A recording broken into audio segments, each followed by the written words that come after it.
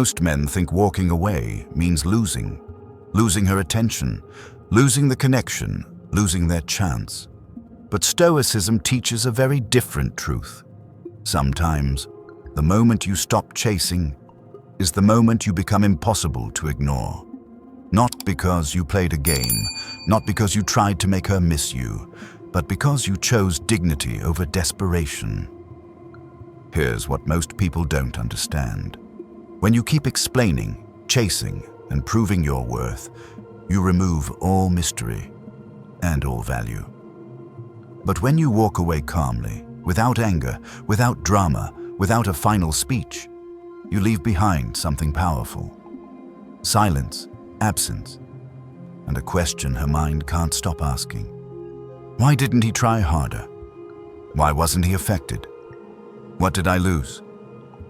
In this video, we'll explore the Stoic power of walking away. Why it creates psychological impact, why it triggers reflection, and why true Stoics do it not to control others, but to protect themselves. Stay until the end. This isn't about her. It's about who you become when you choose self-respect over chasing. 1. Why chasing destroys attraction. Chasing feels natural when you care. But in reality, chasing is not connection, it's pressure. The more you chase, the more you communicate one silent message. I need this more than you do. And need creates imbalance. When you keep reaching out, explaining, fixing, reassuring, you remove tension, you remove mystery, you remove choice. Attraction doesn't grow in certainty. It grows in contrast. This is where most people misunderstand the situation. They think attraction fades because they didn't do enough. So they do more, they text longer, they explain harder, they show effort louder. But psychologically, that does the opposite. Because desire is not pulled by effort. It's pulled by self-contained energy. When someone senses that you'll always be there, no matter how they behave, and there is nothing left to evaluate, nothing left to lose. Stoics understood this instinctively. They knew that value is not asserted by words. It's revealed by boundaries. Chasing blurs those boundaries. It tells the other person, there are no consequences. I will stay even if I'm not respected. I will negotiate my dignity to keep this alive. And once that signal is sent, attraction doesn't just weaken, respect erodes. This is why Stoics never chased attention. They didn't withdraw to provoke.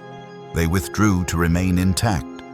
Because the moment you stop chasing, you change the dynamic. You stop proving, you stop persuading, you stop leaking energy. And in that space, something subtle but powerful happens. The other person is no longer reacting to your effort. They're reacting to your absence. Not because you vanished dramatically, but because your presence was no longer guaranteed. And that shift is where walking away begins to matter. Not as a tactic, but as a statement of self-respect. 2. Walking away signals self-respect. Walking away is often misunderstood. Most people think it's rejection or punishment, or a silent attempt to get a reaction. But from a Stoic perspective, walking away is something else entirely. It is a boundary, and boundaries speak louder than words ever could. When you walk away calmly, without anger, without threats, without explaining yourself to exhaustion, you communicate one powerful message. I respect myself enough to leave what no longer respects me. That message doesn't need to be said, it's felt. Psychologically, this changes the entire dynamic. As long as you stay and tolerate imbalance, the other person has no reason to reflect. Your presence absorbs the discomfort for them. But when you remove yourself, the responsibility shifts. Now they're left alone with their own behavior, to their own choices, their own questions. And that's uncomfortable, not because you disappeared dramatically, but because you didn't fight to stay. Stoics value dignity over validation. They understood that when you keep negotiating your worth, you lower it. When you keep explaining why you deserve respect, you signal that respect is optional. Walking away removes that option. It draws a clear line. This is where I stand. This is what I allow.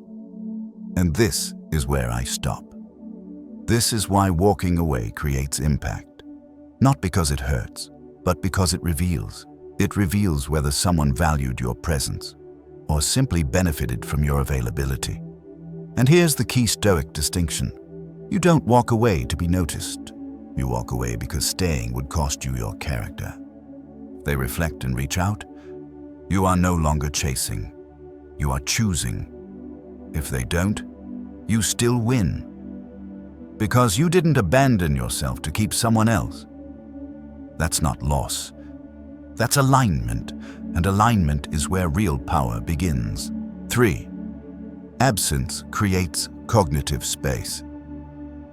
When you walk away with calm self-respect, something subtle begins to happen.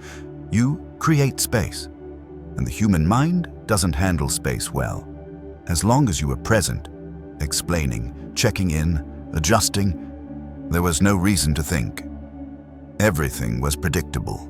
Everything was accounted for. But absence breaks that pattern. When you're no longer there to absorb uncertainty, the mind fills the gap. Questions appear. What changed? Why didn't he react? Why didn't he try to fix this? This isn't manipulation, it's psychology. The mind seeks closure. When it doesn't get it, it replays the situation. Not because you demanded attention, but because you removed certainty. Stoics understood the power of non-interference. They knew that constant presence dulls perception, while absence sharpens it. When you step back without hostility, you don't leave behind drama.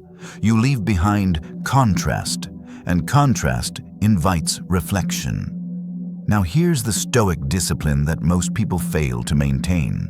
Once you walk away, you don't look back to check the effect. You don't monitor reactions. You don't wait for signs. You don't reopen the door to relieve discomfort, because the moment you seek confirmation, you undo the boundary. The Stoic doesn't disappear to be missed. He disappears to remain whole. If reflection happens, that's on them. If it doesn't, that's still acceptable. Because your goal was never to occupy their thoughts. Your goal was to stop abandoning yourself. And when absence is rooted in self-respect, not anger or strategy, it carries weight. Not loudly, but deeply. It lingers, not as a message, but as a presence that no longer needs to be there. 4. The Stoic difference. No manipulation, no return. There's an important line most people cross without realizing it. They walk away, but they don't leave. They disappear to provoke a reaction. They go silent to trigger fear. They step back, but keep watching. That's not Stoicism, that's manipulation. The Stoic difference is simple and uncompromising. When a Stoic walks away, he means it. He doesn't leave to test feelings. He doesn't withdraw to gain leverage. He doesn't create distance just to return stronger. He leaves because staying would cost him self-respect. This is why Stoic walking away works, and why imitation fails. If you leave hoping for a reaction, your peace still depends on the other person. If you leave waiting for a message, you're still attached. If you leave but keep checking, you haven't detached at all. Stoicism demands something harder. Finality. Not dramatic finality. Not angry finality. Quiet finality. You don't announce it. You don't explain it endlessly. You don't threaten distance. You simply stop participating in what doesn't honor you. This creates a different kind of psychological impact. Not urgency, not fear, clarity. Because the other person senses something real has shifted. There's no bait, no tension-seeking behavior, no emotional hooks, just absence backed by self-command. And here's the paradox. Only when you are truly prepared to never return does walking away gain weight. Because now your boundary is not a move, it's a position. If they reflect and reach out, you don't rush back to restore comfort. You evaluate, not from ego, from alignment. And if nothing happens, you don't feel rejected, you feel resolved. Because Stoic strength doesn't come from being wanted. It comes from not betraying yourself to be kept. 5. Why she can't stop thinking about you. When you walk away with dignity, something unexpected happens. You don't occupy her attention with effort. You occupy her mind with contrast. Most people leave emotional footprints by staying too long, by explaining too much, by trying to fix what should be evaluated. Stoics leave a different kind of imprint. They leave a question, not because they demanded one, but because they refuse to answer everything. When you don't react, when you don't defend yourself, when you don't chase clarity at the cost of self-respect, the mind fills the gap. It asks, why wasn't he affected? Why didn't he argue? Why did he leave so calmly? This isn't romance. It's cognition. The brain replays unresolved situations, not out of desire, but out of unfinished meaning. And here's the critical Stoic distinction. She doesn't think about you because you vanished. She thinks about you because you didn't collapse. You didn't beg for reassurance. You didn't fight to be chosen. You didn't scramble to repair your image. You remained intact. That's rare. Most people react emotionally when things tilt. They reveal need, fear, or resentment. You revealed composure, and composure forces comparison. It makes people reflect, not on what they gained, but on what they may have lost. Yet none of this works if it's done with intent.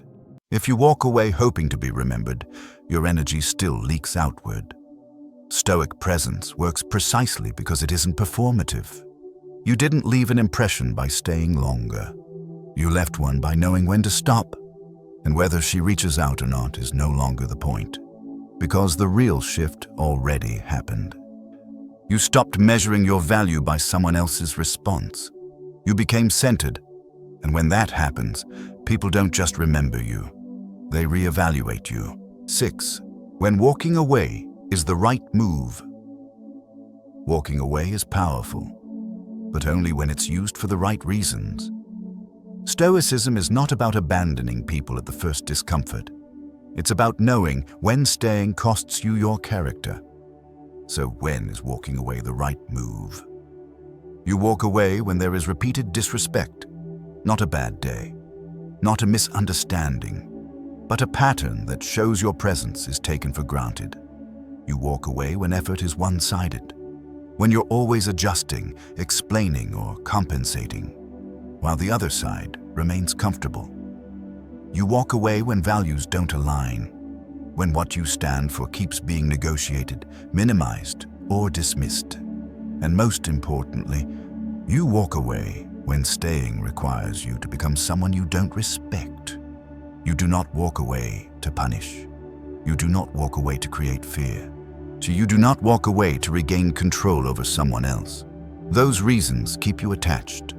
A Stoic walks away to regain control over himself. That's the test. Ask yourself one honest question. Am I leaving to protect my dignity, or am I leaving to provoke a response? If the answer is the first, you'll feel calm.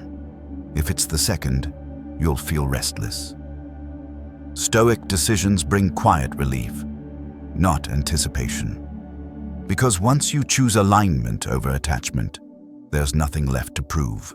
The Stoic power of walking away. Walking away is not about her. It never was. It's about the moment you decide that your peace, your values, and your self-respect are non-negotiable. When you walk away calmly, without bitterness, without explanation, without the need to be understood, you don't lose power, you reclaim it. And if someone reflects and reconsiders, that's their process. If they don't, you still stand whole. Because Stoicism was never about being chosen, It was about choosing yourself, without hostility, without drama, without regret. So remember this. You don't walk away to be remembered. You walk away because you remember who you are. If this resonated, take a moment to like the video, subscribe for more Stoic philosophy, and comment below. I choose dignity over chasing. That choice alone changes everything.